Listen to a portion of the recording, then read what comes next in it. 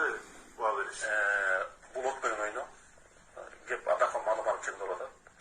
Мадумаров Акаевдин доорунда, мына мен Кемиңдемин. Кемиңге келип апайсы менен жолукчу. Bir adam bir yiğit çıktı emez. Атакан Мадумаров Бакиевдин доорунда Сузакова ел менен жолукчу. Атакан Мадумаров Отунбаевдин доорунда Таласкоев ел менен жолукчу.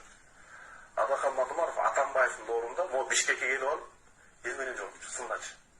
Ана Садыр Жапаровдун доорунда көлгө кире албай калса, бул Кыргызстан үчүн өтө коркунучтуу маселе. Демек, элди бөлгөндүн башында ким турат? Ойлонбойлубу? Жалпы улутты ойлогон саясатчыга барбаш керек. Атакан Мадумаров ким бирөөнө жагабы, жакпайбы, ал жалпы улуттук деңгээлдеги саясатчы. 10 жылдан бери апайсыры жүргөн саясатчы. Ага бүгүн бөгөт кылуу же кандайдыр бир терс таасир кылуу бул кыргыз саясатына чоң сок курат. Туруктуулукка сок курат. Демек анда чын атаандаштык жок экен да. Буга эмне үчүн шайлоо комиссиясы унчукпайт? Эмне үчүн генералдык прокуратура унчукпайт?